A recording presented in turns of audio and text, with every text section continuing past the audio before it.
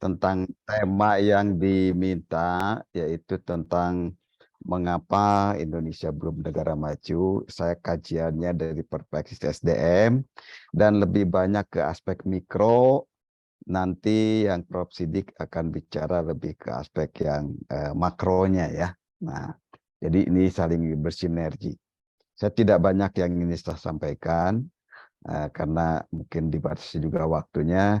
Tapi mudah-mudahan nanti para mahasiswa bisa memahami paling tidak garis besar kenapa Indonesia ini belum maju. Ya, saya berikan ini share materinya ya. Nah, kalau kita bicara mengapa strategi mewujudkan Indonesia maju ya dari perspektif sumber daya manusia ya. Jadi kita lihat perspektif sumber daya manusianya karena faktor-faktor ini banyak yang menyebabkan kenapa Indonesia ini belum menjadi negara maju. Jadi saya melihat dari perspektif SDM, Prof. Sidik akan mengkaji secara luas dari kondisi makronya, kebijakan pemerintah, infrastruktur dan sebagainya ya. Saya secara mikronya. Nah, kita melihat dari perspektif SDM, yang pertama yang mungkin saya ingin paparkan dulu dari materi ini adalah indikator negara maju dan berkembang itu apa saja ya. Jadi yang menjadi indikator negara maju itu memang dilihat dari 6 kriteria ya. Pertama kita lihat dari perspektif tingkat pendidikan. Nah, jadi tingkat pendidikan negara-negara baru itu sudah sangat maju sekali. Kemudian juga eh, fasilitas, kemudian negara-negara maju tingkat kualitas pendidikannya juga dari dukungan pemerintahnya ya. Contohnya di Norwegia dan sebagainya negara maju itu sudah gratis pendidikan itu ya. Tapi di kita lihat ini masih didominasi kurang lebih 39-40% lah. Ini masih lulusan SD ya kalau saya lihat statistik yang kemarin tahun 2022. Kemudian yang kedua, indikator yang kedua ini adalah dilihat dari pendapatan per kapita. Nah, tentu pendapatan per kapita juga menjadi indikator ya penduduk di kita. Jika pendapatan kita masih rendah, ini menjadikan indikator kita belum menjadi sebuah negara maju. Kemudian juga aspek profesi dan mata pencarian yang masih terbatas, kesempatan kerja ini menjadi indikator juga. Kemudian tingkat kesehatan kita ya masih di atas rata-rata negara-negara maju, tingkat kematian, kelahiran mungkin dari kelahiran kemudian tingkat kematian, kemudian juga dilihat dari aspek harapan hidup ya, harapan hidup. Nah, ini rata-rata. Jadi kalau melihat negara-negara maju itu dilihat di perspektif itu. Kemudian tidak pentingnya adalah memang aspek dari penguasaan teknologi ya. Nah, jadi saya melihat dari 6 indikator bisa dikatakan bahwa negara itu maju atau berkembang dilihat dari penilaian 6 indikator itu ya. Pertama, tingkat pendidikan, pendapatan per kapita, profesi, mata pencarian, penduduk masyarakat kita, kesempatan kerja, tingkat kesehatan, penguasaan teknologi, dan sebagainya. Itu indikatornya. Baik, selanjutnya kalau kita lihat mengapa Indonesia ini belum menjadi negara maju. Apa sih faktor-faktor yang menjadi penyebab? Ya. Yang pertama adalah dilihat dari kualitas penduduk. Tadi kualitas penduduk ini ada berkaitan karena eh, selain jumlah penduduknya banyak, besar sekali di Indonesia itu, juga kualitasnya karena ada berkaitan dengan tingkat pendidikan, kemudian juga tingkat hygiene-nya atau berkaitan dengan tingkat makanan yang dikonsumsi, ya. Jadi kualitas penduduk di kita mesti dikategorikan juga rendah. Kedua juga tingkat kesehatan. Memang sudah berkembang, kita memacu tingkat kesehatan, tapi penilaian kualitas kesehatan di kita, angka tingkat kematian masih tinggi, kekurangan gizi masih tinggi, ya. Kemudian juga usia kehidupannya juga masih rendah, ya. Nah, ini aspek-aspek faktor yang menyebabkan bahwa Indonesia itu belum maju. Yang ketiga itu memang kualitas SDM-nya, yang nanti akan saya bahas bagaimana kualitas SDM di Indonesia ini, ya. Nah, di kualitas SDM dari perspektif SDM-nya, bahwa SDM kita masih kalah dengan negara-negara maju, belum memenuhi standar-standar maju. Yang ini memang berkaitan sekali tadi dengan masalah gizi, dengan kualitas pendidikan, dengan kualitas penduduknya. Nah, itu akan berdampak juga akan berkaitan dengan kualitas SDM yang dimiliki negara kita. Kemudian juga terbatasnya lapangan kerja. Nah, sementara kita juga memacu penduduk ini untuk tingkat pendidikan, jumlah begitu banyak, tapi lapangan kerja relatif terbatas. Nah, itu menimbulkan jadinya tingkat pengangguran yang terdidik, ya. Ini menyebabkan nanti negara kita tingkat pengangguran semakin banyak, tidak terserap dan sebagainya. Ini juga menyebabkan kita dikatakan belum menjadi negara maju. Di samping itu ada juga mengatakan bahwa pendapat bahwa letak geografis kita itu terpencar, ya, terpencar-pencar, dibatasi banyak dengan lautan dan sebagainya. Dan ini jadi terkonsentrasi pembangunan itu hanya di beberapa pulau. Ya, tentu Pulau Jawa itu yang paling maju, ya, perkembangannya. Tapi kalau kita melihat pemerataan pembangunan ke pulau-pulau yang lain yang begitu banyak sekali yang berjauhan, ini menunjukkan belum adanya pemerataan pembangunan, ya. Sementara sekarang digenjot di Indonesia Timur, Papua dan sebagainya. Tapi memang kalau kita lihat pemerataannya belum menunjukkan pemerataan yang optimal, ya. Masih terkonsentrasi di Jawa, ya. Itu yang Jawa dikatakan sih udah begitu maju pembangunannya, tapi di daerah-daerah lain, ya, masih belum. Nah, ini mungkin salah satu keinginan pemerintah bagaimana untuk memindahkan ibu kota itu, untuk tujuannya salah satunya adalah untuk pemerataan pembangunan karena letak geografis kita memang berjauhan. Nah, kemudian ada sektor ekonomi masih tergantung pada pertanian. Betul bahwa negara kita agraris, cuman sayangnya potensi-potensi pertanian juga yang on-farm-nya belum dioptimalkan, ya.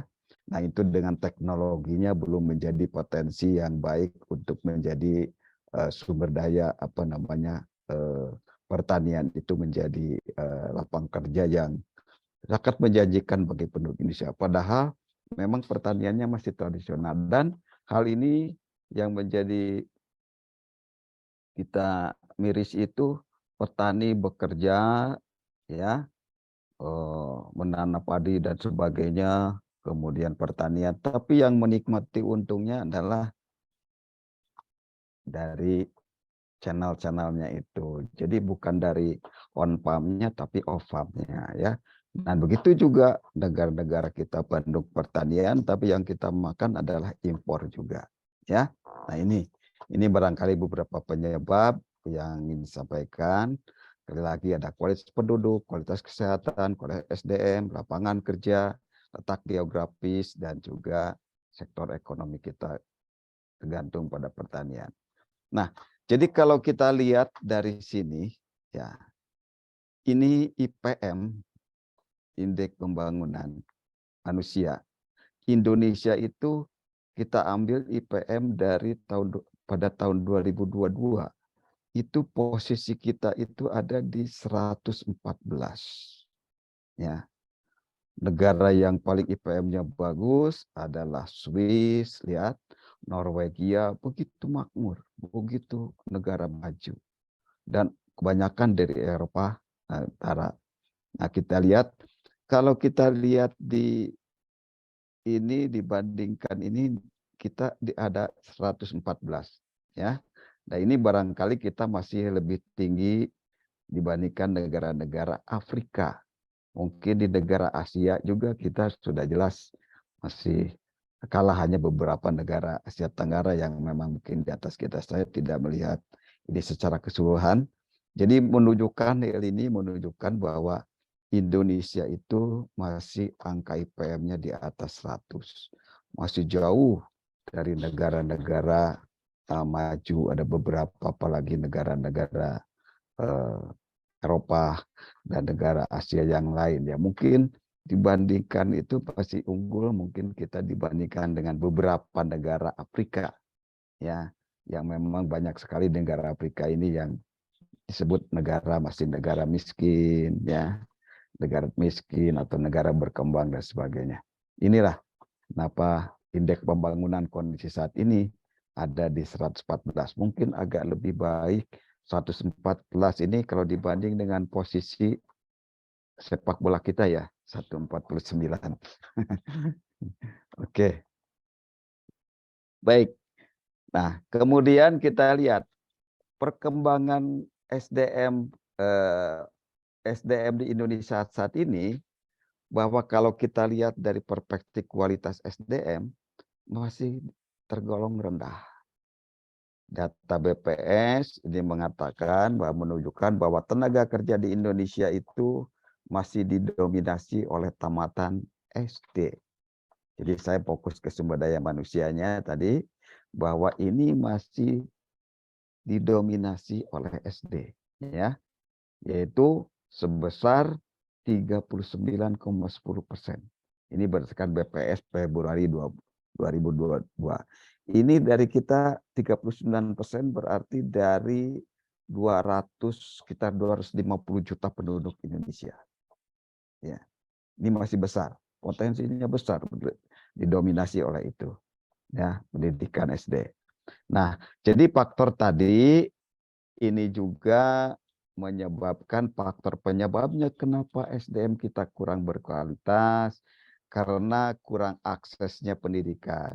Akses pendidikan itu karena belum meratanya tingkat pembangunan, ya, di daerah-daerah.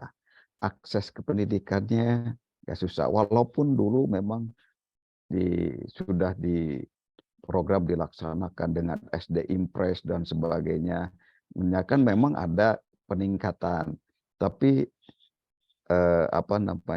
hal ini belum menunjukkan sesuatu yang ideal, ya, untuk peningkatan itu. Ini membutuhkan beberapa periode lagi atau dekade lagi untuk mewujudkan bahwa akses pendidikan bisa merata untuk seluruh Indonesia, ya. Yang kedua, jelas sekarang ini bahwa faktor penyebab tingkat kesehatan juga bisa memberikan dampak kepada kualitas SDM Indonesia. Kekurangan gizi, ya, kemudian kualitas gizi masyarakat yang rendah, layanan kesehatan yang rendah tapi biayanya cukup mahal, masih berbayar, ya, dan sebagainya. Kalau indikator negara maju kan tidak, sudah gratis, ya. Nah, ini kita masih rendah. Dan ini juga menunjukkan minimnya peluang kerja. Jelas peluang kita kerja itu bahwa sumber daya manusia tidak tidak terserap seluruhnya, ya. Barangkali salah satu solusinya nanti kebijakan makro, apakah perlu mengurangi jumlah penduduk seperti contoh di Jepang sudah dibatasi dan sebagainya supaya bisa peluang kerjanya terserap. Dan ini penemukan pengangguran yang terdidik. Nah, ini yang membahayakan ya. Jadi banyak pengangguran-pengangguran yang tidak terserap, yang itu menemukan bahwa faktor penyebab ini sumber daya manusia, jadi rasionya masih rendah.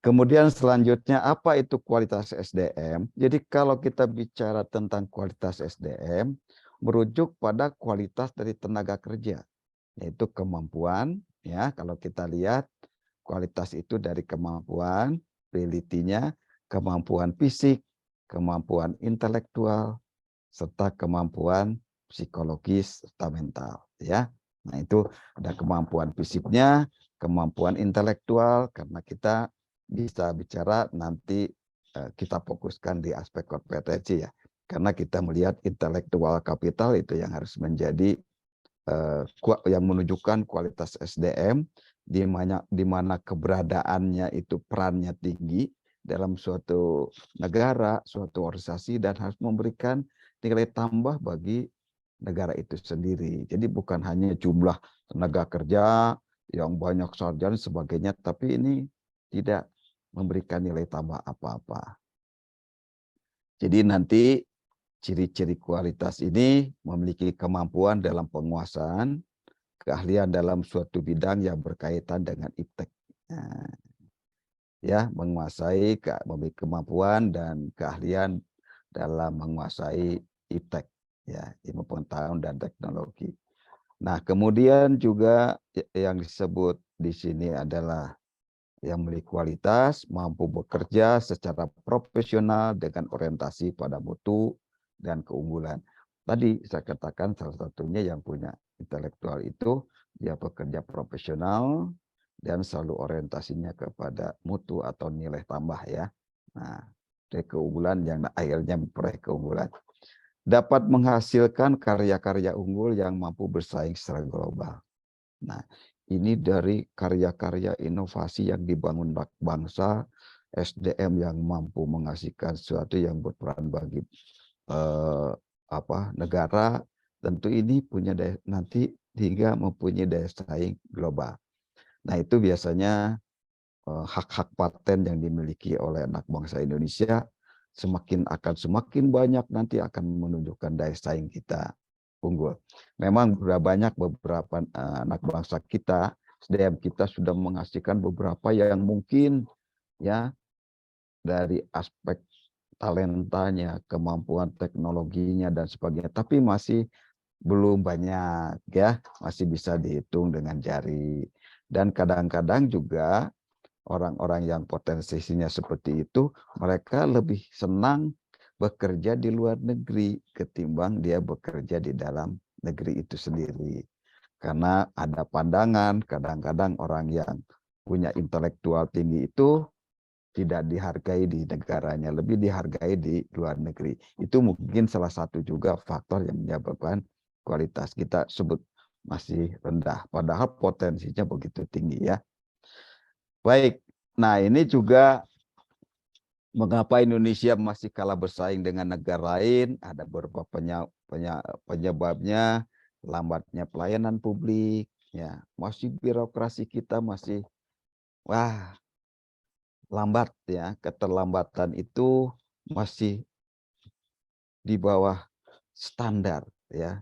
Padahal sudah Presiden Jokowi sudah mencanangkan dengan sistem teknologi, kecepatan dan sebagainya, tapi masih belum optimal, masih kalah. Bandingkan Jepang yang rata-rata tingkat keterlambatan itu 0, sekian berapa detik begitu ya.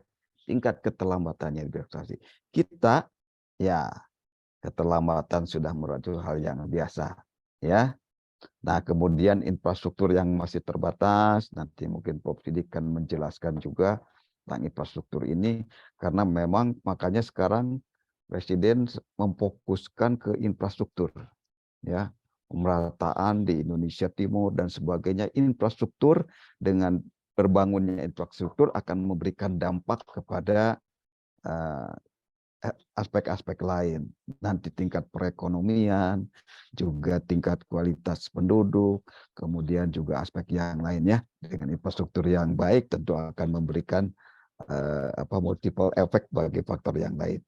Nah, ini yang tidak kalah pentingnya itu human hazard, manusianya itu, karena masalah korupsi ini masih di kita masih dominan. Di negara-negara ASEAN aja Indonesia sudah rankingnya jauh ya, masih di bawah Singapura, Malaysia, Thailand itu ya, kecuali barangkali kita masih lebih tinggi di negara Laos ataupun di Timur Leste. Nah ini ya, mungkin kita agak bersaing itu tingkat korupsi dengan negara, kalau tidak salah dengan Filipina. Nah, human hajat itu menjadi masalah yang krusial karena berkaitan dengan tadi kualitas manusia, menimbulkan ini jadi hal-hal budaya, karena kalau kita mau menerapkan demokratis, seharusnya kita harus sejahtera dulu. Jadi kalau tidak sejahtera, kita paksakan demokratis, gampang ya. Jadi masyarakat yang tadi kurang tingkat kualitas pendidikannya, kemudian kualitas SDM-nya. Jadi mau demokratis gimana? Cuman tinggal dia malam ditelepon dikasih uang 50 juga mau jika bisa beralih apa pilihan mereka misalkan di dalam hal pemilihan aspek apapun ya. Nah, ini menunjukkan bahwa cuman hajat kita tuh karena mungkin faktor ini yang menjadi masalah ya, yang mau menjadi budaya. Nah, kemudian ya agak cepat saja. Nah, ini ya.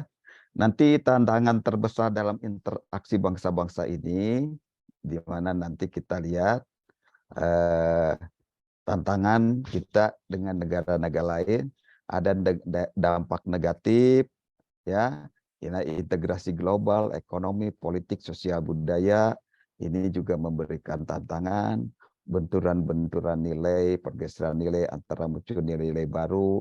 Jadi negara kita itu selalu polanya, nilai-nilainya selalu mungkin yang disebut demonstration effect, selalu mencontoh negara-negara maju, tapi kita tidak mampu untuk melakukan inovasi sendiri. Jadi inginnya gayanya aja begitu ya, ingin seperti negara-negara brand yang berperak dan sebagainya. Ini nilai-nilai yang kadang-kadang berbenturan dengan nilai-nilai kita yang sudah kita anut. Kemudian nilai-nilai luhur, agama, budaya ini juga akan menjadi plus minus tantangan kita. Jadi dampak negatif seperti individualisme, konsumerisme, hedonisme, lunturnya soliditas sosial, hilangnya tenggang rasa, kekurangan nasionalisme, cinta tanah air, ini menjadi sebuah fenomena yang harus menjadi perhatian utama pemerintah, karena banyak juga sekarang manusia yang di kita ini yang tidak toleran, jadi lebih individual lagi, dan sikapnya konsumerisme tadi ya, selalu ingin branded, pembeli dan sebagainya, tapi juga kemampuannya tidak seimbang dengan maksudnya tidak seimbang dengan kemampuan. Baik. Nah, sementara itu kalau kita bicara modal bangsa Indonesia ini, tentu sumber daya manusia melimpah. Sumber daya manusianya melimpah. Sumber daya alamnya juga melimpah. Nah, dia dikatakan juga di sini negara demokrasi terbesar ketiga di Indonesia. Nah, itu dikatakan itu walaupun sekarang lebih mungkin lebih tepat ke oligarki ya demografinya, karena tapi kita masih menerapkan demokrasi. Kemudian kita juga letak geografis dan maritim geostrategis yang sangat strategis. Nah, kenapa dengan potensi seperti itu kita tidak mampu mewujudkan menjadi negara maju? Padahal sumber daya manusia ini potensial sekali, banyak sekali, penduduknya banyak. Seperti China miliaran, tapi dia mampu untuk mengoptimalkan sumber daya yang memang mungkin lebih terbatas daripada Indonesia. Nah, inikah sumber daya yang alam yang melimpah itu justru jadi pihak orang asing yang memanfaatkan, karena kita belum mampu dari mulai rantai nilainya, dari menghasilkan, kemudian mengolah sendiri, memproduksi sampai menjual. Jadi kita hanya bisa sampai ke penyulingan pihak negara lain yang memanfaatkannya, kemudian nanti kita lagi yang memerlukannya. Nah, seperti minyak, ya, nikel dan sebagainya itu sumber daya alam yang sangat melimpah. Karena inilah sumber daya bangsa ini yang belum dioptimalkan karena faktor tadi sumber daya manusia dari kuantitas iya banyak, tapi dari aspek kualitas memang masih tergolong rendah. Baik, jadi kalau juga kita lihat landscape abad ya menghadapi sekarang tidak lepas dari transformasi digital, saya gambarkan juga. Nah, di sumber daya manusia ini, apalagi era digital dan sebagainya, kunci sukses ini ya mau nggak mau kita harus meningkatkan intelektual kapital, kreativitas, inovasi, ya, ada pembelajaran organisasional di dalam suatu institusi, kompetensi dan talenta. Tapi mungkin yang mudah yang kita bagaimana karena ini juga Saudara S1, mungkin saya lebih menekankan bagaimana untuk meningkatkan kompetensi dari SDM orang Indonesia ini ya. Nah, itu. Ya, baik. Nah, jadi ini peningkatan prioritas berbasis kompetensi. Yang saya akan bahas adalah bagaimana meningkatkan kualitas dan produktivitas SDM berbasis kompetensi. Ini seperti yang diwujudkan oleh Presiden Jokowi bahwa mencapai Indonesia maju pada tahun 2045. Jadi kita basisnya adalah meningkatkan kompetensi sumber daya manusia. Oke. Nah, di sini nanti kita lihat membangun SDM berbasis kompetensi itu berdaya saing ini kita lihat ya, karena tenaga kerja kita melimpah, bisa lakukanlah pendekatan konvensional, saya tidak terlalu ilmiah ya, tadi ke intelektual kapital dan sebagainya. Yang sering bisa dilakukan barangkali pengembangan SDM berbasis kompetensi melalui lembaga-lembaga diklat.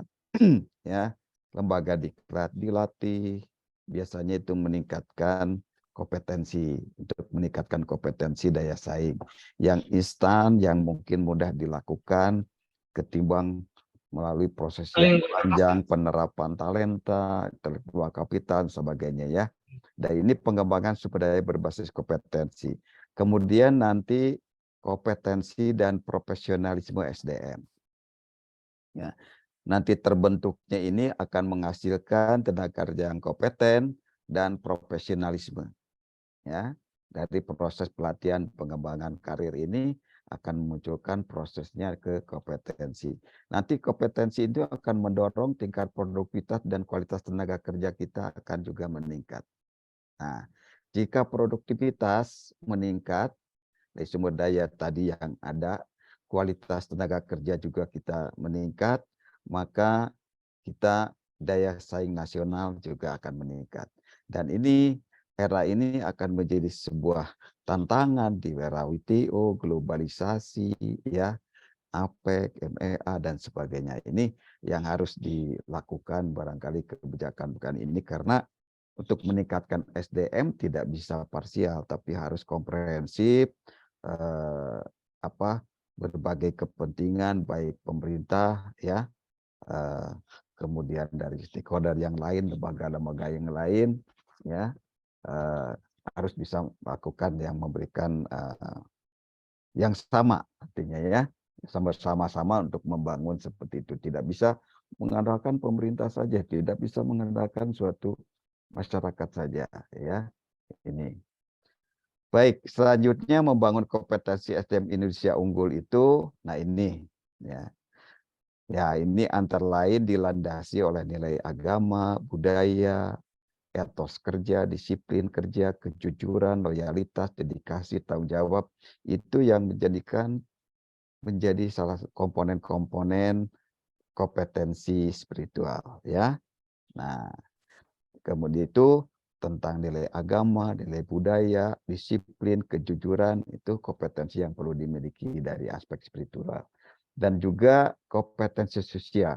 mampu berkomunikasi, berkoordinasi, kerjasama. Ini teamwork yang harus kita bangun, karena membentuk kompetensi itu harus memberikan nilai tambah melalui networking, teamwork, dan sebagainya ya. Kemudian ada juga kompetensi teknis. Jadi kompetensi itu kemampuan teknis atau substantif sesuai dengan bidang tugas dan profesinya. Jadi ini cara membangun kompetensi Indonesia unggul melalui kompetensi spiritual, kompetensi sosial, dan kompetensi teknisnya. Jalurnya, nah itu melalui lembaga pendidikan, ya, itu salah satu metode yang memang banyak di berbagai negara, meningkatkan kompetensi melalui jalur pendidikan. Selain pendidikan juga pelatihan dan pengembangan karir. Karena dasarnya kalau bicara secara umum, bicara kompetensi itu adalah 3 domain penting: knowledge, skill, dari attitude. Jadi pengertiannya nanti pengetahuan, ya, keahlian, dan sikap. Dan sikap ini tentu memberikan tadi kejujuran dan sebagainya. Jadi kita lihat sama kompetensi bagi kompetensi sosial, spiritual, dan juga kompetensi teknis. Nah, ini jalur yang umum dilakukan melalui lembaga pendidikan untuk meningkatkan knowledge, lembaga pelatihan untuk meningkatkan kompetensi, pengembangan karir, dan sebagainya, itu meningkatkan sikap, attitude-nya. Baik, kemudian, nah ini beberapa strategi yang mungkin dilakukan, baik organisasi yang kepentingan, ya, ini penataan regulasi, kondisi masih terdapat regulasi yang overlapping, tumpang tindih, berbenturan, bahkan kontradiksi, sehingga berimplikasi pada lunturnya nilai kepastian hukum di tengah masyarakat. Jadi nanti tujuannya adalah menciptakan iklim yang kondusif dalam meningkatkan kualitas dan daya saing tenaga kerja Indonesia. Kemudian pengembangan standar kompetensi kerja, ini pengembangan dilakukan dengan kebutuhan industri, pengguna. Jadi berkaitan standar ini juga dalam pendidikan biasanya selalu dikaitkan antara kurikulum dengan kebutuhan tenaga kerja, ya. Link and match biasanya, ya. Mencakup aspek pengetahuan, keterampilan, dan sikap. Ini jadi standar kompetensi yang saya katakan tadi. Knowledge, skill, dan attitude. Mendorong pengembangan standar kompetensi kerja nasional SKKNI. Kemudian juga penguatan lembaga diklat ini diperlukan. Nah, kualitas tenaga Indonesia, program kurikulum dan silabus di diklat harus dapat mencerminkan proses kemanusiaan, memanusiakan manusia. Jadi walaupun banyak tenaga kerja mungkin yang sekarang di era 4.0, di mana seolah-olah AI itu seolah-olah manusia digantikan mesin. Padahal sebagaimanapun hebatnya teknologi, manusia tidak bisa digantikan. Hanya sifatnya komplementer, tidak bisa substitut, ya. Jadi manusia lebih unggul dibanding teknologi. Jadi di sini makanya munculnya 5.0 yang lebih memanusiakan lagi manusia. Nanti mendorong adanya inovasi, karena memang untuk menjadi negara salah satu daya saing itu harus inovasi. Inovasi didorong dari kreativitas sumber daya manusia. Jadi sumber daya manusia yang mempunyai kualitas baik, dia mampu berkreasi, mampu dia berinovasi. Dan ini nanti program penguatannya adalah link and match. Kemudian di sini juga perlunya penguatan lembaga sertifikasi. Bagaimanapun, karena nanti kualitas kalau disebut negara maju kan sudah komparasinya bukan lagi organization to organization, tapi sudah G2G, government to government, negara kita dengan negara yang lain. Jadi penguatan lebih banyak nanti dari aspek negara. Jadi perlu adanya proses sertifikasi penjamin mutu kualitas SDM, sertifikasi sebagai satu alat pengakuan akan kualitas SDM, kemudahan akses sertifikasi, dan sebagainya, ya. Ini peran pemerintah harus mampu menyediakan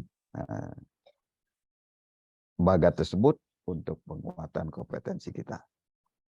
Nah, ya tidak banyak yang disampaikan, nanti mungkin karena Prof. Sidik juga akan memberikan materi nanti yang lebih lengkap dari aspek makro, nanti kita juga diskusi. Jadi kesimpulannya meningkatkan koordinasi dan sinergi antara pemerintah, lembaga, diklat, dan industri. Ini perlu dilakukan untuk meningkatkan kualitas SDM melalui sinergitas antara pemerintah, pemegang regulatornya, lembaga diklat, itu yang memberikan peran dalam peningkatan, dan industri biasanya menjadi pengguna. Ya, pengguna. Jadi ini perlu adanya sinergi ketiga itu agar kualitas sumber daya manusia ini bisa ditingkatkan dan dihidayah saing. Nanti 3 jalur untuk pembangunan SDM, tadi pendidikan, pelatihan, dan pengembangan karir tempat kerja. Ini karipetnya harus juga jelas. Kemudian kebijakan pemerintah melalui penataan regulasi, pengembangan standar kompetensi, dan penguatan lembaga diklat diperlukan untuk membangun SDM unggul. Jadi dari perspektif SDM, orientasinya menjadi SDM yang unggul, yang berkualitas, agar mampu menjadi salah satu potensi, menjadi indikator bisa negara kita menjadi bisa negara maju. Ya, walaupun bukan hanya dari aspek SDM saja, aspek yang sudah saya jelaskan tadi. Baik, nah jadi kalau saya katakan ini last but least, jadi implementasi strategi pengembangan SDM menjadi faktor kunci dalam menghadapi persaingan, ya. Jika kita kembangkan SDM ini agar menjadi kualitasnya bagus, pembangunan infrastruktur, percepatan pemerataan pembangunan akan menjadi fondasi dan menjadi batu loncatan dalam memajukan sumber daya SDM. Indonesia unggul akan dapat dicapai bila kita mempersiapkan secara sungguh-sungguh dan bersinergi dalam pembangunan sumber daya manusia. Itu yang saya lihat dari potensi fokuskan ke sumber daya manusia, dan juga untuk menjadi Indonesia unggul dan Indonesia menjadi negara maju tentu harus bersinergi dengan indikator-indikator lain. Tapi fondasi sumber daya manusia faktor yang sangat-sangat penting untuk mewujudkan Indonesia maju. Saya kira itu saja dari saya dulu, moderator, ya. Nanti dilengkapi dengan ulasan dari Prof. Sidik yang lebih komprehensif dari aspek kebijakan, makro, dan sebagainya. Saya lebih fokus ke SDM-nya saja. Terima kasih perhatiannya.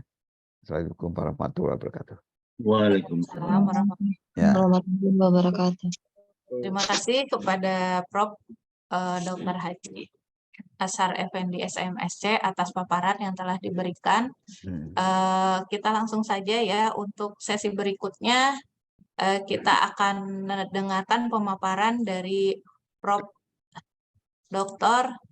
Sidik Priyadana MS. Ya, sebelumnya saya sampaikan dulu riwayat hidup beliau. Beliau adalah tenaga pengajar di program S1, S2, juga S3 bidang ekonomi dan manajemen, peneliti dan pembicara dalam rubrik ekonomi pada media siaran, media cetak, dan seminar-seminar, ketua harian Forum Rektor Simpul Jawa Barat dan Banten sejak 1997 sampai dengan 2001, ketua Lembaga Penelitian Pengembangan dan Pengkajian Ekonomi LP3E Kadin Jabar, sejak tahun 1999 sampai dengan 2012. Kemudian beliau juga merupakan staf ahli di beberapa instansi pemerintah dan perusahaan swasta sebagai asesor di Badan Akreditasi Nasional Perguruan Tinggi, Direktur Pasca Sarjana Program MM STIE Pasundan tahun 2003 sampai dengan 2017. Saat ini menjabat sebagai pimpinan Pasca Sarjana Program Doktor Manajemen Unpas sejak tahun 2006. Beliau juga melakukan visiting profesor di beberapa universitas swasta. Ya, begitu banyak riwayat beliau ya, sejak tahun 97 sampai dengan sekarang. Dan beliau juga merupakan editor juga ya di beberapa jurnal nasional terakreditasi Sinta. Nah, kepada beliau kami persilahkan untuk memaparkan paparannya. Ya, terima kasih, moderator. Slide saya sudah tampil? Sudah. Oke. Nah, Bapak ingin mencoba menambahkan dari sisi pandangan ekonomi, ya. Tadi Prof. Ajar, betul ya, harusnya Prof. Ajar dulu tadi, betul. Karena apa? Keberhasilan pembangunan itu sekarang didukung, ya, faktor penentunya adalah intangible asset, ya. Intangible asset itu adalah aset sumber daya manusia. Nah, mengapa Indonesia belum menjadi negara maju? Pertanyaan itu ya sering dilontarkan sejak dulu sampai sekarang. Dan malahan presentasi Bapak ya tentang Indonesia ini tidak maju itu sudah disampaikan sejak tahun 2000 ya. Jadi Bapak sudah menyampaikan topik ini ya. Nah, saya coba dari aspek-aspek terbaru ya. Nah, sekarang kalau adik-adik lihat ya, ini ada pimpinan, dosen, dan mahasiswa ya. Saya ingin tanya, adakah negara ya yang diciptakan oleh Allah Subhanahu wa taala sekaya Indonesia? Ada nggak? Ya. Kalau Anda baca International Encyclopedians ya, itu jelas sekali negara terkaya di dunia yang diciptakan Allah Subhanahu wa taala itu adalah Indonesia. Ya. Nah, ini Bapak sampaikan ya. Jadi tidak terbantahkan. Hakikatnya Indonesia itu adalah negara yang terkaya di dunia yang diciptakan Allah. Nah, tinggal persoalannya, apakah karunia yang diberikan Allah Subhanahu wa taala itu memberikan nilai-nilai kesejahteraan, nilai keadilan, itu adalah pertanyaan lain ya. Tapi fakta mengatakan ini. Ya, jamrud katulistiwa tinggal ben jamrud saja. Kolam susu tinggal lagu saja. Tongkat kayu jadi tanaman ya, itu tinggal lagu. Nenek moyang seorang pelaut ya, itu sudah hal-hal yang sifatnya mitos. Nah, sekarang ya kita coba geser dari aspek mitos itu ke aspek etos. Ya. Nah, dan ini kita masih punya potensi ya. 10 negara terbesar penghasil SDA memiliki 3.325.000 ya, 350 spesies flora dan fauna. Anda kalau bandingkan ya dari Portugal sampai dengan Rusia itu hanya memiliki 160.000 saja. Nah, dari sisi ekonomi seluruh potensi itu ya bisa dikembangkan menjadi nilai kemanfaatan, nilai daya guna ya. Nah, daerah ya terletak di daerah tropikal itu karunia Allah ya. Dan Anda tahu negara yang ada di daerah tropikal itu memiliki ya potensi sumber daya yang ada di darat dan sumber daya ada yang di lautan sangat tinggi ya. Kalau Anda baca ya, negara terkaya di dunia yang bersumberkan potensi di darat itu Brasilia. Tapi kalau negara ya yang terkaya di dunia yang bersumberkan dari darat dan laut adalah Indonesia. Itu karena dua negara itu merupakan daerah yang dilalui oleh tadi ya negara tropis ya.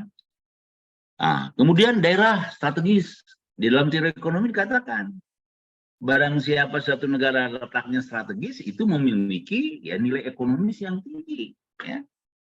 Nah, pantai terpanjang nomor 2 di dunia ya, yang potensial. Nomor 1 Kanada ya, 22.000 ya. Yang kedua adalah Indonesia, 12.000. Tapi pantai di Indonesia itu karena di daerah tropis, dia penuh dengan sumber daya flora dan fauna serta tambang. Ya. Nah, potensi pariwisata alam, budaya terkaya di dunia. Anda tahu sekarang ya, reporting terakhir ya dari lembaga-lembaga dunia tentang pariwisata, negara terindah di dunia itu nomor 1 Indonesia. Ya. Negara yang paling memiliki potensi wisata yang beraneka ragam adalah Indonesia. Nah, jadi tidak ada alasan Indonesia itu harus miskin. Kalau dilihat dari ya potensi-potensi ini. Nah, saya ingin coba ya. Ini reporting yang dikembangkan oleh beberapa lembaga riset ya, termasuk World Economic Forum. Nah, nanti pada umur 100 tahun Indonesia merdeka ya, di belahan dunia itu hanya ada 5 negara yang memiliki kekuatan ekonomi terbesar dunia.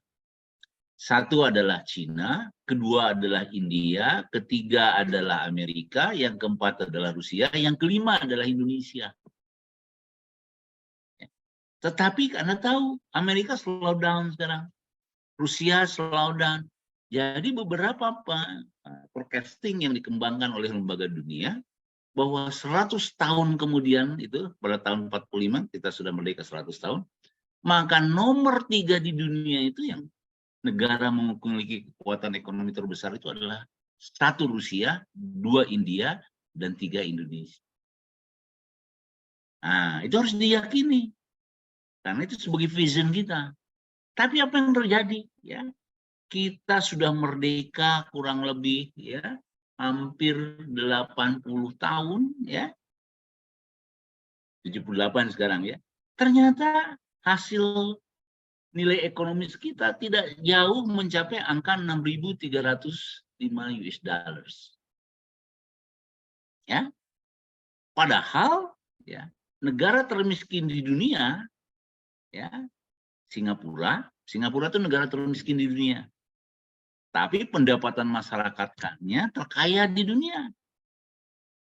Ya, jadi potensi negaranya kecil, tapi kekuatan ya masyarakatnya, manusianya dan sebagainya ya itu menghasilkan pendapatan tertinggi di dunia. Ya, nah jadi kita harus optimis. Ya, kita optimis dan keoptimisan itu diyakini oleh orang lain. Tapi kadang-kadang kita yang merusak optimisme itu. Ya, nah ini saya sampaikan ke anak-anak muda ya, ini mahasiswa, yakinilah Indonesia itu mempunyai prospek yang begitu baik ya. Nah ini. Dan kita akan keluar nanti ya dari namanya middle income trap. Ya. Nah, ini sudah pondasi ini sudah diletakkan. Nanti saya jelaskan ya. Oke. Nah, sekarang kita buat ya pendefinisian tentang negara maju dan negara berkembang dari sisi pendekatan ekonomi ya. Kalau Prof Ajar tadi lebih banyak pendekatan SDM dari IPM atau HDI ya. Nah, jadi kalau negara maju itu memiliki standar hidup yang lebih tinggi di dunia dengan pendapatan per kapita lebih dari 9.000. Ya. Nah, kita tadi baru 6.000 ya hingga 20.000. Ada yang lebih lagi ya. Yang saya katakan tadi Singapura sudah 78.000. Itu sudah kategori negara maju. Ya. Laju pertumbuhan penduduk semakin lama semakin rendah, bahkan di beberapa negara mengalami pertumbuhan minus ya. Nah, itu zero growth namanya ya. Itu Singapura.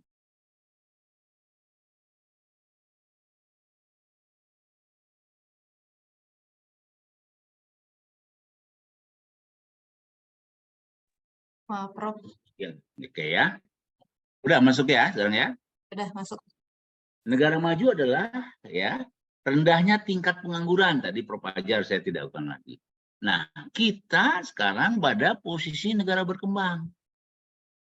Saya tidak usah sebutkan lah ini ya, nanti bagikan saja slide-nya saja. Tapi intinya sudah saatnya kita keluar dari negara berkembang ke negara maju. Nah, dalam ekonomi itu tidak langsung automatically. Melalui ada tahapan berikutnya, namanya kita harus masuk kepada era yang namanya NIC. NIC itu New Industrial Country. Nah, kita punya potensi ke arah itu.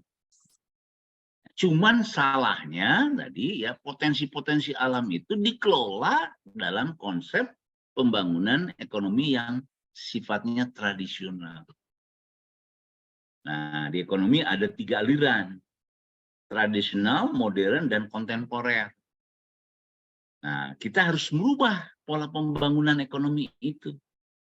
Ya, yang dari pola pendekatan tradisional menjadi pola pendekatan yang lebih memiliki daya saing. Ya. Oke. Nah, saya ingin sampaikan pada Anda. Ya, ini Bapak manajemen modern, Peter Drucker, ya. Jadi kalau orang-orang ekonomi mesti kenal ini.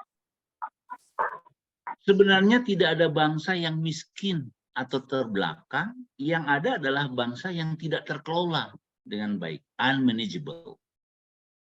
Ya. Ini persoalannya. Jadi kalau titik masalah kita apa? Kita tuh tidak mampu mengelola negara. Kita tidak mampu mengelola sumber daya manusia sebaiknya. Tidak berhasil kita. Bapak teringat sekali ya, ini flashback. Bapak guru besar itu tahun 99. Waktu itu Bapak katakan, daya saing manusia Indonesia berada pada 97 dari 177 negara.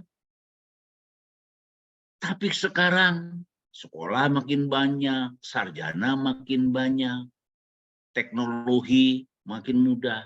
Tapi daya saing kita turun, 114 tadi Prof. Ajar mengatakan. Nah, jadi kesalahannya kita mengelola pendidikan, kesalahannya mengelola sumber daya manusia, unmanageable. Ya, jadi bukan tidak punya potensi sumber daya manusia, tapi kesalahan mengelolanya. Bukan kita tidak punya negara, tapi kesalahan mengelola negaranya. Nah, ini yakini betul. Ya, ini Bapak manajemen modern ya, Peter Drucker. Coba saya ingin kembangkan ya konsep yang dikembangkan oleh Prof. Azhar tadi. Dalam ekonomi ya, sekarang itu orientasinya adalah daya saing. Tapi daya saing bukan hanya pola pendekatan yang sederhana. Kalau UNDP itu pendekatannya IPM atau HDI. Nah, yang saya kembangkan dari pendekatan beberapa lembaga ekonomi dunia ya. World Bank, IMF, International Consulting ya. Nah, daya saing itu ya menjadi pilar kekuatan satu negara dalam memperoleh ya peluang untuk bisa bersaing dengan negara lainnya. Nah, ada 3 ya. Yang pertama BER, Basic Economic Requirement. Yang kedua adalah Efficiency Enhancer. Yang ketiga adalah Innovation Factor. Nah, jadi kalau kita ingin meningkatkan kualitas daya saing kita, perhatikan 12 aspek ini. Ya, pertama institution. Ya, institution itu ada 3. Ada pemerintah, ada private, ada masyarakat. Ya, civil society. Perbaiki itu institusinya. Infrastructure, ya. Lingkungan makroekonomik, kesehatan pendidikan, ya, pendidikan tinggi dan pelatihan, sampai dengan innovation factor. Nah, jadi di dalam teori ekonomi jelas sekali, ya, kalau kita ingin maju, ya, maka kita orientasikan kepada 12 pilar daya saing itu. Nah, Indonesia jauh sekali nilainya, ya, dengan beberapa negara lain. Ini untuk kategori negara berkembang. Ya, ini diukur dan dipublis setiap tahun ya. Nah, jadi catatan kita ya, World Economic Forum ya tahun 19 ini sebelum Covid ya posisinya 36. Padahal tadi potensi untuk menghasilkan daya saing sangat tinggi. Ya, tapi realitasnya seperti itu. Oke ya. Nah, kemudian saya baca ya dari data yang ada ya. Kita ini kemarin itu sudah on the right track pembangunan itu. Ya. Kenapa saya katakan on the right track? Kalau di dalam ekonomi makro ada yang namanya yang menjadi ukuran keberhasilan pembangunan ekonomi. Namanya LPE. Laju pertumbuhan ekonomi. Nah, untuk negara berkembang ke atas ya, negara yang masuk G20 ya, maka 3 negara yang laju pertumbuhan ekonominya tertinggi di dunia. Ya, 1 Cina, 2 India, 3 Indonesia. Itu 3 negara di dunia yang laju pertumbuhannya tertinggi untuk negara G20. Tetapi apa yang terjadi? Ya kita kena COVID, pandemi. Turun drastis. Ya, turun drastis. Tetapi karena kita masih punya potensi tadi, maka recovery-nya bisa cepat. Ini realitas kita. Ya. Nah, jadi artinya apa? Kalau sumber daya itu dikelola dengan baik, maka recovery ekonomi akan lebih baik, lebih cepat bila dibandingkan dengan recovery negara-negara lain. Ya, nah jadi harus diyakini itu. Ya. Karena di dalam teori ekonomi, faktor yang menentukan kualitas daya saing itu adalah tingkat keyakinan, trust, kepercayaan. Ya, nah, jadi itu. Oke. Nah, saya coba ya beberapa peta yang terakhir ya, pertumbuhan ekonomi negara itu turun semua. Ya, turun semua. Ya, tidak ada yang naik, ya. Turun semua. Tetapi anehnya Indonesia recovery-nya lebih cepat. Ya, dibandingkan negara-negara lain. Turun kita drastis tapi recovery ekonominya lebih cepat. Dan kenapa? Ya, kita bisa recovery cepat. Ada 7 aspek, ya. Pertama, tadi ya kita memiliki sumber daya alam yang tinggi. Ya, kita memiliki geoclimate terbaik di dunia, ya. Jadi iklim itu terbaik Indonesia, Brasilia, Indonesia dan Kongo, 3 negara yang terbaik. Kita memiliki geostrategis, ya. Jadi strategis kita ya 2 benua, 2 samudra, 4 benua. Strategis. Kita memiliki geopolitik yang bagus juga. Indonesia itu negara yang stabil geopolitiknya. Ya. Tempur Jokowi dengan apa? Dengan Prabowo, bersatu, selesai sudah. Ya. Jadi memiliki geopolitik yang baik. Nah, berikutnya kita pada sekarang ini masuk pada era namanya Millennium Bug. Ya, Millennium Bug itu ada bonus demografi. Apa bonus demografi itu? Manusia usia produktif lebih banyak daripada manusia usia non produktif. Nah, kalau ini dikelola manusianya dengan baik, maka kualitas sumber daya manusia akan mempunyai peluang yang tinggi. Kenapa? Karena sebagian besar kita manusia usia produktif. Lain Jepang, ya, usia produktifnya ya lebih sedikit. Nah, jadi tuh ya. Nah, yang lainnya yang paling sekarang kita miliki ya, bahwa di dalam ekonomi itu kekuatan keberhasilan pembangunan itu driven-nya adalah investasi. Nah, Indonesia memiliki ya kualifikasi yang sekarang namanya ya investment grade. Ya, jadi Indonesia itu sudah berada pada kategori investment grade. Nah, di dalam investasi itu ada 3 kategori forbidden, ya, wait and worry, wait and see, dan yang terbagus adalah investment grade. Kita sudah memiliki raport itu.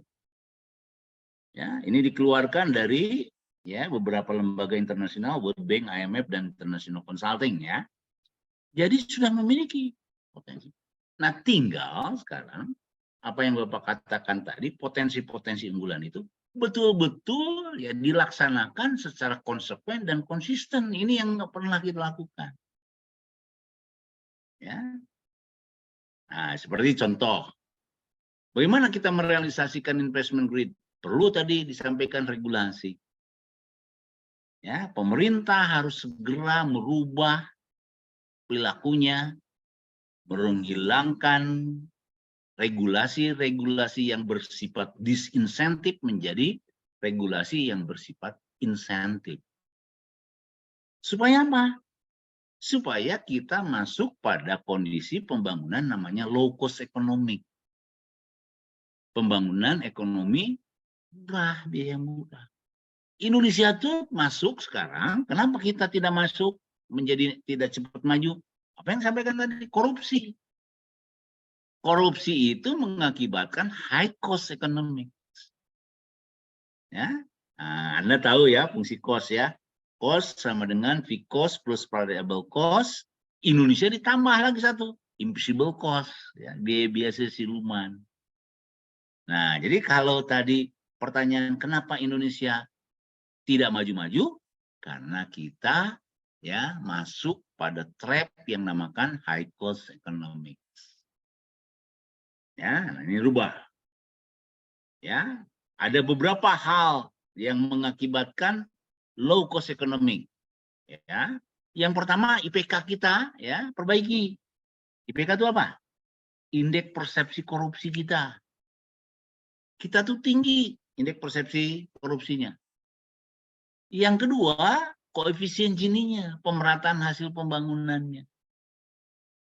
Ya, nah makanya rapot sekarang pemerintah kebakaran jenggot sekarang. Ya, mana kebakaran jenggotnya? Satu, ya LP kita bagus. Ya, laju pertumbuhan ekonomi kita bagus. Yang saya katakan untuk negara berkembang ke atas itu Indonesia nomor 3 di dunia. Cina, India, Indonesia. Bagus. Tetapi ya tidak berimplikasi pada tadi IPK kita, indeks persepsi korupsi kita. Tidak berimplikasi pada koefisien Gini, pemerataan hasil pembangunan. Sehingga dengan demikian secara keseluruhan ya secara makro pembangunan kita rendah. Ya. Nah, jadi ke depan seperti apa yang harus dilakukan? Ya, maka di dalam teori ekonomi kontemporer ya, paradigma ekonomi itu new economic paradigm itu ya ada 3. Satu adalah kompetensi, yang kedua adalah fairness, ya berkeadilan, yang ketiga adalah sustainable. Jadi konsep pembangunan kita agar kita menjadi negara maju, menjadi negara hebat, maka kita harus rubah semua konsep pembangunan yang lama ke arah konsep pembangunan baru. Apa? Kompetensi, ya, kemudian fairness, kemudian sustainable. Sehingga kita akan memperoleh values apa yang dinamakan competitive advantage, fairness and sustainable development. Nah, itu ya kunci untuk kita bisa melakukan percepatan tadi. Dan Bapak yakin kita bisa. Ya. Jangan khawatir, kita Singapura di atas kita sekarang. Malaysia di atas kita, Thailand di atas kita. Tapi kalau kita bisa berubah, ya, strategi pembangunan berdasarkan pendekatan tadi, kita akan bisa mengejar mereka. Kenapa? Karena dalam teori ekonomi berlaku kurva namanya kurva eksponensial. Ya, kurva eksponensial itu terjadi adanya perubahan dari good result menjadi great result. Ya, nah, great result itu yang akan mendongkrak percepatan pembangunan kita. Walaupun sekarang turun, tapi kita bisa recovery dengan baik. Nah, sekarang Bapak ingin berikan resepnya. Apa yang harus kita lakukan agar percepatan pembangunan ini ya bisa kita lakukan sebaik mungkin. Pertama, ya, kita optimalkan konsumsi rumah tangga yang berorientasi pada domestic market. Kita ini ibu-ibu sekarang aneh. Pendapatannya kecil, tapi tasnya Louis Vuitton, Charles Jordan, ya. Waduh. Orang Indonesia tuh lifestyle-nya tuh, ya, itu tidak rasional. Coba lihat ibu-ibu sekarang yang koruptor, ya. Dia beli tas jutaan, ya, bahkan ada satu tas yang 1 miliar.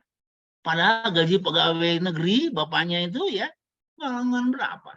Jadi rasional. Nah sekarang oke, minat ibu-ibu kita tingkatkan ya apa kemampuan belinya. Tetapi tadi harus menyerap domestic market. Jangan gengsi-gengsian lah ya. kualitas kita sudah bagus sekarang, ya. Nah, jadi konsumsi rumah tangga dalam berbagai aspek. Coba ibu-ibu beli apel Australia. Kenapa sih nggak bawa apel Malang gitu? Ya. Nah, jadi kalau apel Malang dikonsumsi oleh masyarakat kita tinggi, pasti apel Malang itu ya akan meningkatkan kualitasnya. Karena hukum supply dan demand. Ya, jadi artinya seluruh rumah tangga itu rumah tangga masyarakat, rumah tangga pemerintah juga ya, belanja pemerintah harus. Ini kan lucu di kita. Anggarannya APBN ya, untuk rumah sakit beli ranjangnya, beli sepatunya buatan luar negeri, kan aneh. Ya, beli pakaian OPD aja luar negeri. Nah, ini yang harus kita kikis habis. 2, investasi. Dalam teori ekonomi itu, satu-satunya driven factor untuk mempercepat pembangunan adalah investasi. Ya. Jadi investasi itu akan berimplikasi kemana? C, naik. Consumption. Ya. Konsumsi masyarakat naik karena ada pendapatan. Memberikan naik lagi apa? Ke G, government expenditure, pengeluaran pemerintah. Kenapa? Ada pajak di situ. Ya. Investasi naik akan ekspor naik, impor akan turun.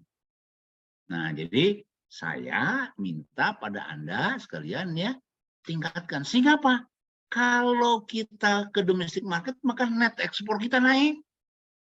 Ini net ekspor kita kecil nih. Ya. Ada ekspor, tapi kecil. Ya, karena tadi barang impor banyak.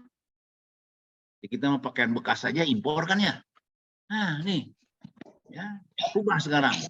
Beras impor, buang lah ya. Bapak udah nggak mau lagi beli beras-beras impor. Makanan impor, nggak usah dibeli. Ya. Nah, nih, supaya kita punya kontribusi dalam percepatan pembangunan. Ya, sehingga yang datang apa? Capital inflow. Tapi kalau kita ya belanja luar negeri, segala belanja luar negeri ya, maka terjadi capital outflow. Yang dikayakan bukan kita, mereka. Padahal Anda komplain, kenapa kita nggak maju-maju aja? Ketidakmajuan kita, kesalahan salah satunya adalah perilaku konsumen masyarakat. Salah satu. Ya, nah kita rubah sekarang. Ya. Nah, jadi dari situ ya penting kita menjaga stabilitas domestik dengan ketidakpastian global. Kenapa saya menggenjot domestic market? Karena di dunia itu yang jumlah penduduknya terbesar di dunia itu hanya 4 negara. 1 Cina, 2 India, 3 Amerika, 4 Indonesia. Jadi kalau kita pasar domestic market itu sebagai trigger untuk percepatan pembangunan, mempunyai daya ungkit ya, daya ungkit yang begitu tinggi. Ya, nah jadi ini menjaga konsumsi ya sebagai mesin utama pertumbuhan ekonomi. Tolonglah segala kan bawang luar negeri, ya beas luar negeri, segala rubah sekarang. Ya, meningkatkan daya saing untuk penarik FDI. FDI itu foreign direct investment. Ya, nah ini penting. Anda lihat, ya Singapura, dia tidak punya kawasan industri yang begitu besar. Dia tidak punya plantation, tidak punya. Tapi Anda lihat, 76 MNC dunia, kantor pusatnya ada di Singapura. Bisa menarik mereka. Ya, walaupun pabriknya di Indonesia, dimanapun, tapi branch-nya ada di Singapura. Kalau kita juga punya MNC ya, tapi MNC TV kan susah. Padahal MNC itu adalah multinational corporation. Nah, kita bangun, ya, tarik FDI ke kita. Ya, melakukan reformasi struktural. Nah, ini harus ya. Jadi Prof. Fajar juga menyinggung ini, Bapak teringat sekali ya, senior officer di ekonomi Indonesia itu dulu namanya Lee Kuan Yew. Lee Kuan Yew itu adalah presiden Singapura yang bisa mengangkat Singapura negara termiskin menjadi negara pendapatan tertinggi. Kenapa dia mengatakan, don't talk about democracy if the people stupid and poor. Ya, jadi syahwat politik itu jangan terlalu ditinggi-tinggikan di kita tuh. Hebat kita, negara miskin tapi partai politiknya banyak, ya hebat ya. Amerika tuh negara kaya, partai politiknya cuma 2. Ya, Cina yang devisanya terbesar di dunia sekarang, partai politiknya cuma 1, komunis saja. Nah, Indonesia tuh membanggakan demokrasi. Ya, hasilnya apa?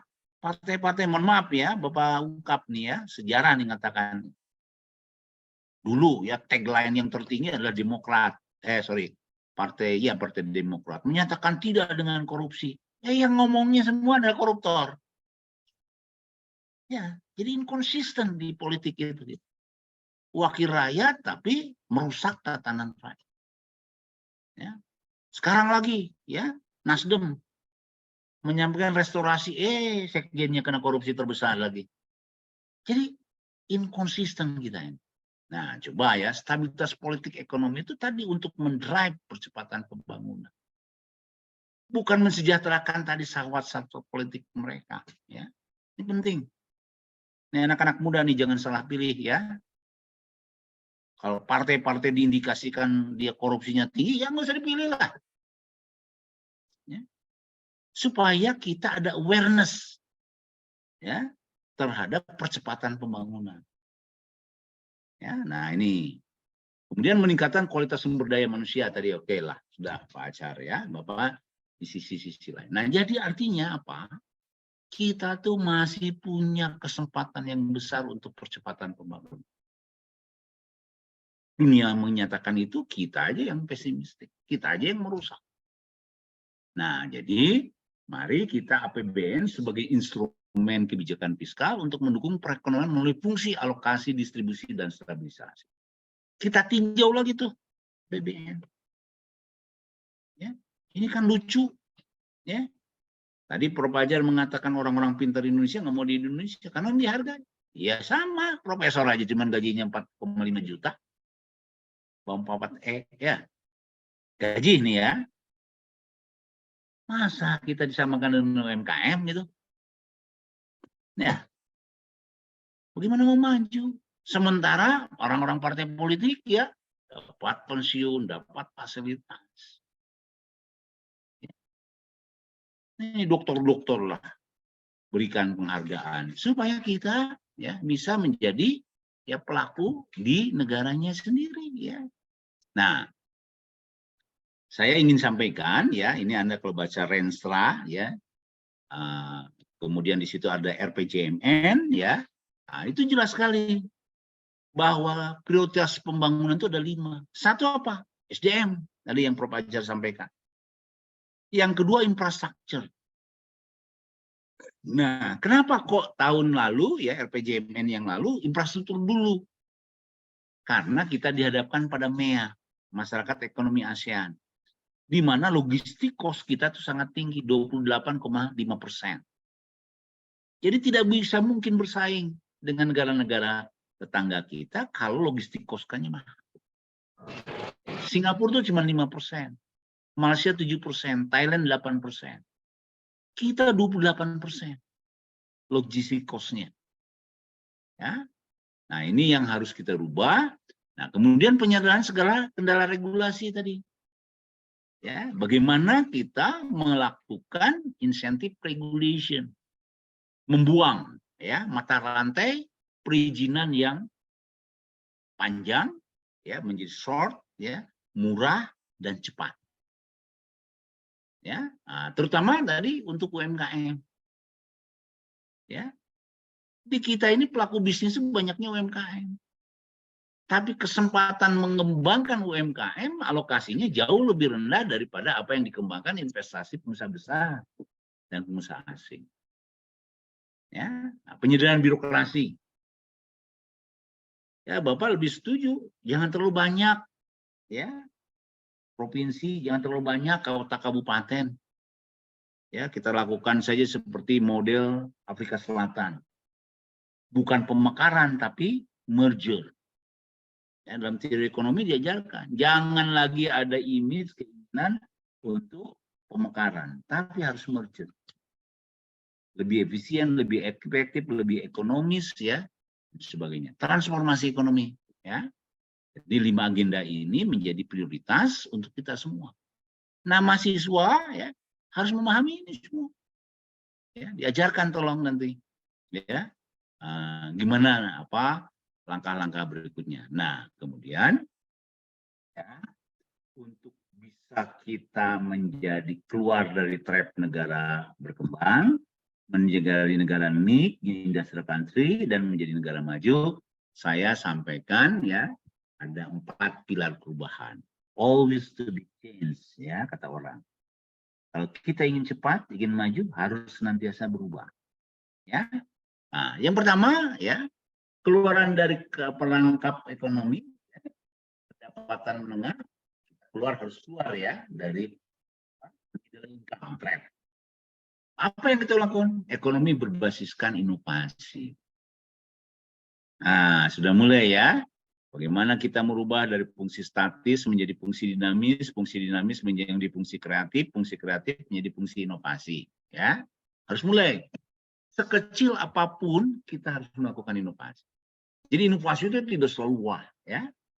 Jangan di produk, bisa di tadi ya, di packagingnya, bisa di taste-nya dan sebagainya dan sebagainya. Ya, meningkatkan indeks daya saing. Indeks daya saing tadi yang saya katakan ada 12 pilar ya. Jangan gunakan IPM. Kalau IPM generik gitu ya. Kalau di ekonomi gunakan 12 pilar. Ada basic economic requirement, ada efficiency enhancer, ada innovation factors ya. Maka meningkatkan inovasi. Ya. Nah, jadi harus meningkatkan inovasi.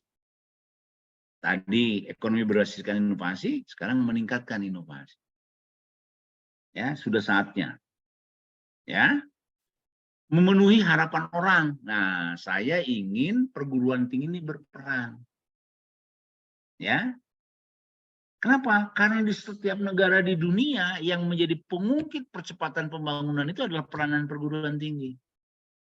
Di kita terbalik, ya. Perguruan tinggi itu tidak jadi pengungkit pembangunan yang baik, ya. Contoh, PB, sarjana PB pertanian, keluarnya jadi politisi, bank dan sebagainya. Ini nggak pengungkit. Orang ITB bukan bicara teknologi, jadi politisi, jadi pengusaha. Nah, tolonglah, ya. Jadi perguruan tinggi ini ya peran universitas itu harus dikembangkan sebagai agen pengembangan ekonomi. Ya, saya minta nih di Anda sekalian nih ya, coba Anda bukan lulus sekolah saja, tapi sudah mulai Anda membuat startup baru. Nah, ini mahasiswa ya. Jadi perguruan tinggi itu yang mahasiswa sudah diharuskan membuat startup baru. Ya. Sehingga ketika dia selesai, dia sudah siap dengan kehidupan di luar kampusnya pasca sekolah. Di kita kan terbalik. Dapat ijazah bingung mau jadi apa kan gitu ya. Anda rintis sekarang, ya, kembangkan startup untuk mahasiswa baru. Ya. Kemudian meningkatkan daya saing universitas. Kita tahu ya, daya saing universitas kita rendah. Ya, publikasi internasional. Nah, sekarang karena ingin saya sampaikan ya, di dunia itu perguruan tinggi itu ada 5. Ada teaching university, ada research university, ada industrial university, ada global university, dan ada entrepreneurship university. Nah, kita belum memiliki itu. Secara utuh, kita masih banyak teaching university. Nah, mulai sekarang ya, ada kampus Universitas Merdeka, ada pengembangan startup ya. Sehingga ini perguruan tinggi itu menjadi agen pembangunan, agen perubahan. Bukan tadi ya perguruan tinggi jadi beban pembangunan, kan celaka ini ya. Nah, jadi ini tolong ya perbaiki ya peranan kita, karena Bapak bicara di universitas, jadi Bapak menunjukkan peranan universitas dalam mendongkrak percepatan pembangunan ya. Nah, ada aspek ya yang perlu diperhatikan, bagaimana memberdayakan ya karakter dan inovasi. Ini yang terjadi ya, yang harus kita bangun. Jadi kalau kita membangun kualitas SDM harus based on-nya characters. Jangan kompetensinya dulu ya. Jadi kalau kompetensi bangun tapi karakternya jelek, wah jadi tadi makin pintar makin jadi penipu. Ya, makin pintar jadi koruptor. Ada riset kemarin. Ternyata di data ya, koruptor-koruptor itu kebanyakannya pendidikannya minimal S2. Nah, jadi semakin berat ya nanti. Anda kalau semakin pendidikannya tinggi jadi koruptor-koruptor. Nah, jadi harus based on characters. Ya. Nah, lalu endingnya menciptakan inovasi. Peningkatan daya saing ya. Tadi ya 12 pilar itu akan naik. Pasti kesejahteraan tinggi masyarakat ya. Kesejahteraan bagi masyarakat bangsa akan tercapai. Nah, itu saja yang perlu Bapak sampaikan. Nah, closingnya gini ya. Punyakah kita peluang sangat besar untuk kita menjadi negara maju? Sudah Bapak gambarkan. Ya. Bisakah dicapai dengan cepat? Bisa. Kenapa? Karena tadi di dalam teori ekonomi ada kurva eksponensial. Tinggal merubah dari pertumbuhan ya menjadi percepatan. Good result menjadi great result. Nah, driven-nya tadi betul. Ya, itu bisa semua kalau kualitas sumber daya manusia yang ditingkatkan. Ya, nah, itu saja untuk menambah. Silakan nanti kita kembangkan dalam diskusi ya. Saya stop share dulu ya. Silakan. Baik, terima kasih atas paparannya untuk Profesor Dr. Haji Siti Priyadana MS. Untuk selanjutnya di sini ada sesi tanya jawab. Kebetulan sudah saya rangkum dalam sesi tanya jawab ini.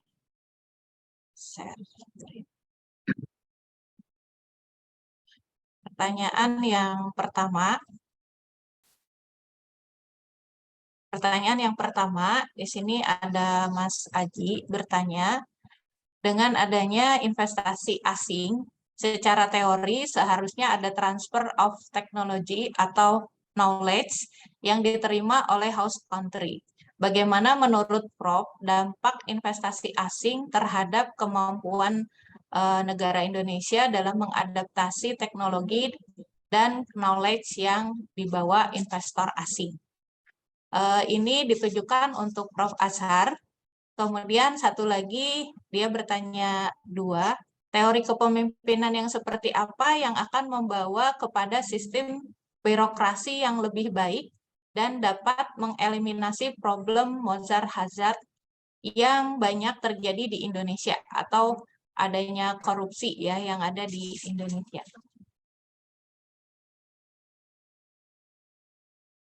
Apakah Prof bisa menjawab langsung ataukah menunggu pertanyaan yang banyak dulu, Prof? Ya, mungkin ini saya akan coba, tapi nanti dengan kolaborasi dengan Prof Sidik. Tadi berbicara transfer knowledge teknologi asing ya, kemudian bisa menambah apa namanya di bawah investor asing, dan juga berkaitan dengan yang seringkali ditanyakan tentang masalah human hazard ini berkaitan dengan perilaku birokrasi pemerintah ya. Nah ini seringkali sehingga akan bicara tentang apakah korupsi ini budaya atau memang manusianya, begitu kan ya. Nah ini yang seringkali muncul. Memang baik, untuk yang pertama ini untuk pertanyaan dengan adanya investasi asing, secara teori harusnya ada transfer of teknologi ya, atau knowledge, transfer knowledge ya. Betul, memang ini kalau kita lihat memang yang diharapkan manfaat dengan adanya investor asing, dia membawa teknologi, dan nanti teknologi itu tentu kita bisa memanfaatkan alih teknologi dari yang dimiliki oleh asing dan terjadinya transfer knowledge, sehingga kita bisa menjadi knowledge itu kita bisa absorb.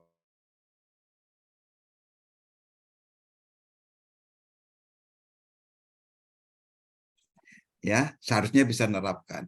Cuman sayang permasalahan seperti contohlah tadi udah disampaikan banyak jelas sekali oleh Prof. Sidik ya aplikasinya. Seperti contoh minyak mentah, kita cuman bisa hanya sampai penyulingan. Minyak mentahnya itu yang menggunakan adalah investor asing.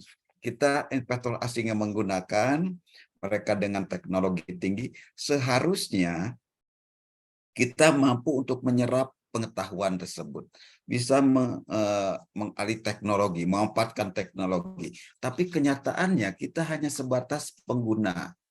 Ya, kita dapat fee, ya kembali lagi cuman hajatnya. Yang penting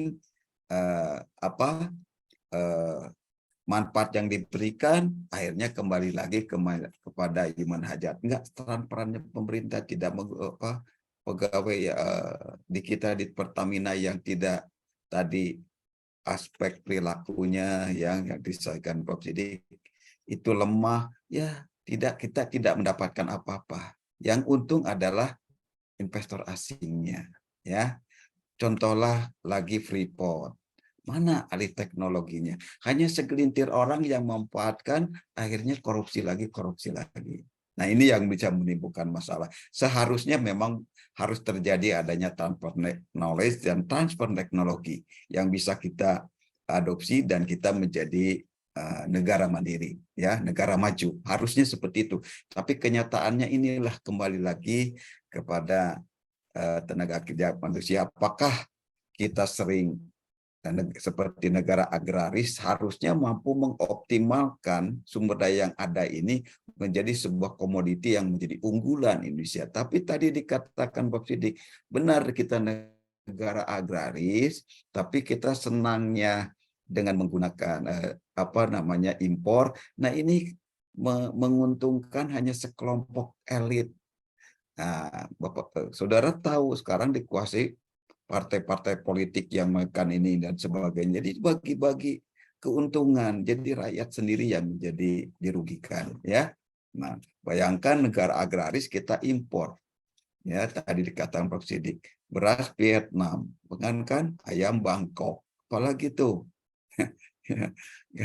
garam Inggris kan begitu ya, kacang Arab. Ada lagi petai Cina ya. Yang ada paling lokalnya apa? Gula Jawa. Nah, ini ya. Ini miris sekali ya. Nanti mungkin Prof. Sidik menambahkan dari dampak investor asing ini apa yang harusnya kita miliki, apa yang harusnya kita peroleh. Nah, kemudian teori kepemimpinan seperti apa yang membawa kepada sistem birokrasi yang lebih baik, mengeliminasi moral hazard banyak pekerja di Indonesia ini. Nah, tadi mungkin karena pemerintahan itu adalah sebagai birokrasi ini harus memberikan pelayanan yang optimal. Ini seringkali sistem birokrasi kita itu tidak transparan, ya, tidak transparan. Sehingga dengan tidak transparannya sistem pemerintah administrasi sistem birokrasi di pemerintahan di kita, sehingga menimbulkan banyak celah. Nah, ini juga celah-celah ini bisa dimanfaatkan oleh orang-orang yang tadi moral hazardnya tidak memiliki komitmen rasa kebangsaan yang tinggi. Nah, ini bisa menimbulkan untuk kepentingan pribadi. Itu yang jadi nampaknya kepemimpinan itu yang harus betul-betul melayani pada masyarakat, ya. Dan ini ekses daripada korupsi itu agak susah diberantas karena memang celahnya masih ada untuk melakukan korupsi. Kedua, administrasi pemerintahan birokrasi yang kurang transparan menurut saya. Ketiga, juga masalah kepastian hukum yang tidak tegas. Nah, kemudian, itu tadi mungkin yang Prof. Sidik sampaikan, karena biaya praktek politik di kita sangat tinggi. Jadi kalau seseorang itu ingin menjadi pejabat, pemerintah, birokrat, politik, itu biayanya tinggi sekali, high cost.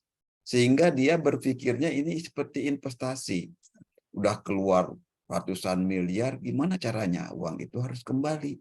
Nah, akhirnya pemikirannya begitu. Salah satunya kan harus korupsi dan kolusi. Jadi inilah melayani masyarakatnya, dia kesadaran sebagai untuk meningkatkan bangsa itu sementara adalah masih abu-abu para pejabat kita itu ya. Mungkin ada segelintir orang yang seperti itu, tapi kebanyakan ya ujung-ujungnya kepentingan untuk kelompok sendiri atau juga pribadi. Itu mungkin dari pendapat saya ya. Ya, baik. Mungkin dari Prof. Sidik bisa menambahkan. Ya, kalau boleh saya nambahkan sedikit ya. Ya, boleh, Prof. Jadi sekarang di dalam MOU atau MOA itu sudah ditetapkan sekarang. Ketika kita bicara FDI datang, salah satu klausulnya harus ada transfer of knowledge dan transfer of know-how. Ya. Jadi jangan diabaikan itu. Justru itu adalah proses percepatan kualitas pembangunan manusia kita. Ambil contoh ya, kebetulan Bapak pelaku juga situ ya, diminta jadi second opinion ya. Kereta api Cina. Ya. Kita ini tidak punya teknologi tentang kereta api cepat.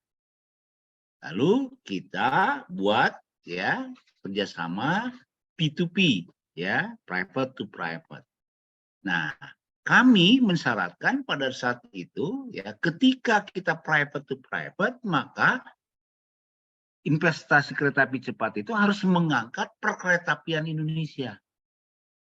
Nah, pada saat itu dalam satu klausul harus ada transfer of knowledge, transfer of know-how untuk kepentingan PT Inka. Ya. Nah, apa yang terjadi sekarang? Ketika kita menandatangani kereta api cepat dengan mereka, orderan ke PT Inka itu tinggi. Ya. Untuk kelas-kelas kereta api sedang. Jadi boom, seluruh dunia itu pesan ke PT Inka. Kenapa? Karena di situ disyaratkan Inka diberikan technical transport dari ekspor-ekspor kereta api cepat. Nah, begitu juga Freeport tadi Prof. Ajar. Generasi lama begitu, generasi kedua enggak. Ya, apa yang terjadi sekarang? Ya, harus ada transfer of know-how dan knowledge. Maka sekarang 96 yang kerja di Freeport itu adalah orang Indonesia sekarang. 96%. Karena disyaratkan. Nah, ini yang harus menjadi komitmen kita. Setiap FDI datang, kita minta nilai-nilai lebih dari proses bisnis itu sendiri. Ya, jangan hanya ke profitnya saja di sisi finansial, tapi harus memberikan profit non finansial. Ya, itu tambahan aja. Baik, terima kasih Prof. Sangat inspiratif. Berikutnya ini lebih ke Prof. Sidik sepertinya ya. Mengapa Singapura menjadi negara dengan per kapita yang tinggi, padahal Singapura menjadi negara termiskin? Apakah dari segi penduduk sangat berpengaruh karena Indonesia memiliki penduduk yang tinggi atau banyak dan Singapura memiliki penduduk yang rendah? Bagaimana solusi atas permasalahan tersebut? Terima kasih. Ya, makasih. Bagus nih, supaya saya berikan wawasan. Bapak ingin balik bertanya pada Anda. Negara, ya, pemimpin negara yang paling diktator di dunia di iklim demokrasi itu siapa? Negara mana sih, Pak? Singapura. Ya, Lee Kuan Yew itu diktator sekali. Ya, bapaknya jadi presiden tanpa pemilu, turun ke anaknya Goh Sok Tong, ya, turun lagi ke anaknya yang bungsu. Ya, sisi ekonominya dikuasai oleh Lee Jin Lee. Ya, Temasek itu dikuasai oleh Lee Jin Lee. Jadi Singapura itu dikuasai oleh keluarga otoriter. Tapi mereka punya komitmen. Dia mewakafkan dirinya untuk kepentingan rakyatnya. Kalau kita tidak. Ya, kita ini otoriter, ya, kita ini koruptor, ya, memperkaya kelompoknya dan sebagainya. Bedanya itu Singapura. Sehingga orang beranekdot. Kalau Lee Kuan Yew tadi malam mimpi, besok jadi undang-undang mimpinya. Tapi masyarakat tidak peduli. Kenapa? Karena mereka mewakafkan untuk kesejahteraan rakyatnya. Ya, itu hebatnya pemimpin tadi. Ya, seluruh pemimpin itu mewakafkan dirinya untuk kepentingan rakyatnya. Ya, kalau kita kan lain, mewakafkan diri untuk kepentingan partainya, kelompoknya ya. Nah, jadi itu Singapura. Kedua, ya, Singapura itu ya kualitas sumber daya manusia sangat hebat. Ya, di Singapura itu ada satu perguruan tinggi yang sudah menjalankan 5 aktivitas tadi. Ya, Teaching University, Research University, Industrial University, Global University, dan Entrepreneurship University. Ya, dilaksanakan mereka. Sehingga pola pendidikan itu membangun kualitas sumber daya manusia yang hebat. Nah, kemudian yang ketiga, dia konsisten ya dengan apa yang namakan clean government, good governance. Itu dilakukan semua. Pemerintahnya clean, ya, kemudian aktivitasnya good governance. Mulai dari good government governance, good corporate governance, good civil society governance. Itu hebatnya Singapura. Nah, jadi pertanyaan itu bisa terjawab. Ya, pemimpin harus mewakafkan dirinya untuk kepentingan rakyatnya. Baru akan mendrive ya semua pihak untuk ya memberikan kontribusi. Yang kedua, kualitas sumber daya manusianya betul-betul ya.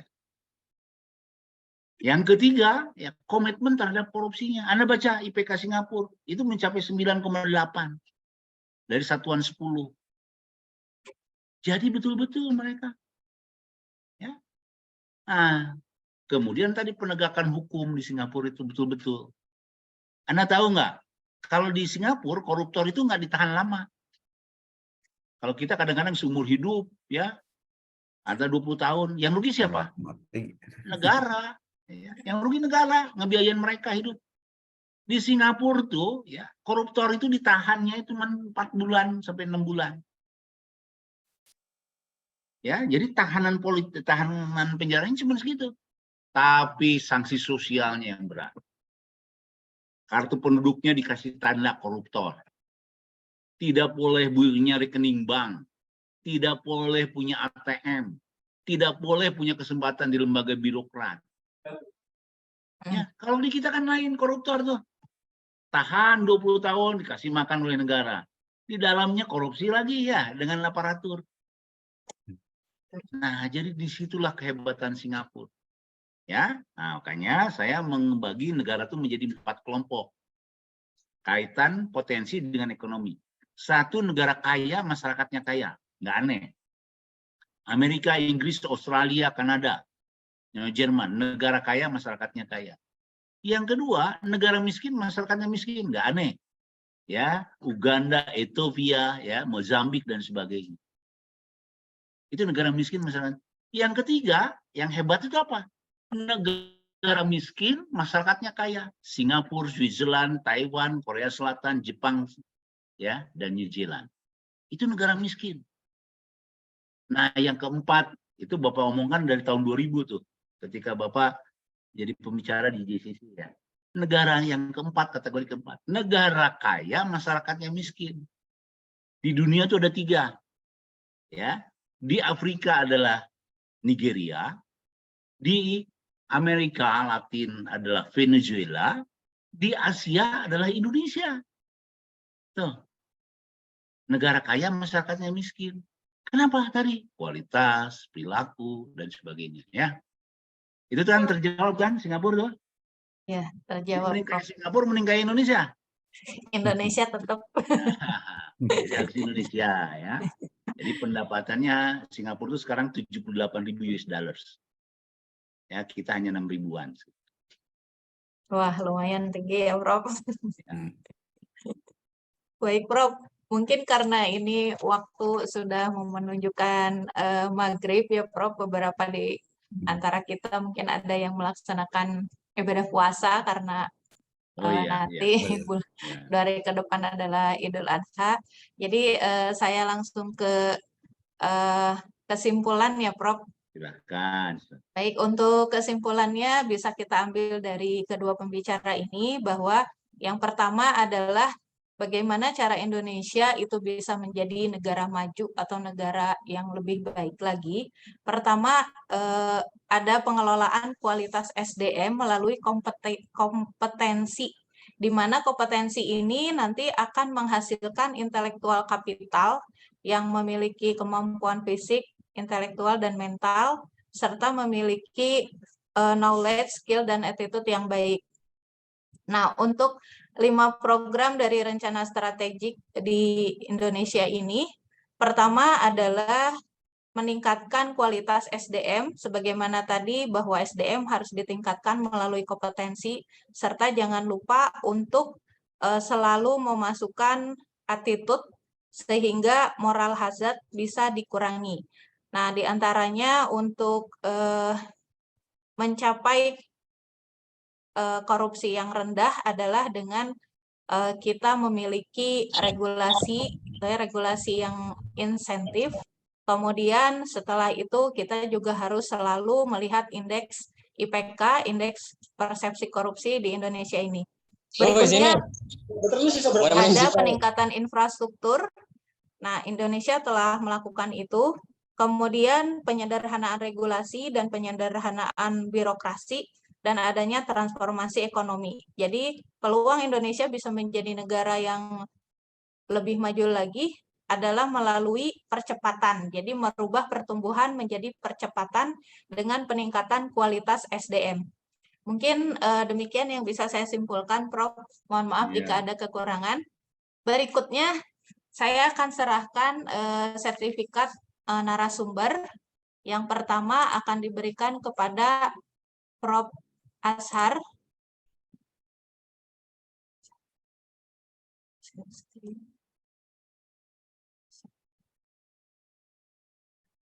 Iya. Ya, terima kasih. Baik, Prof, bisa kita foto bersama ya. Ya, nanti saya ini. Oke. Oke, berikutnya saya sampaikan lagi kepada Prof. Sidik.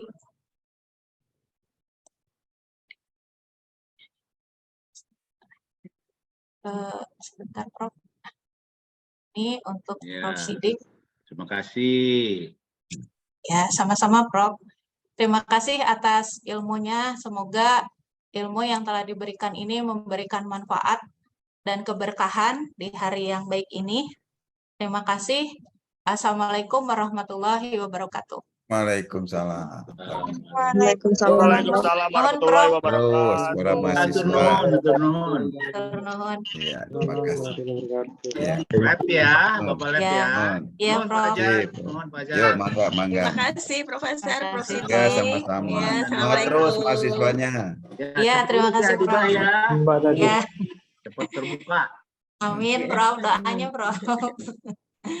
Hatur nuhun, Prof. Mangga, mangga.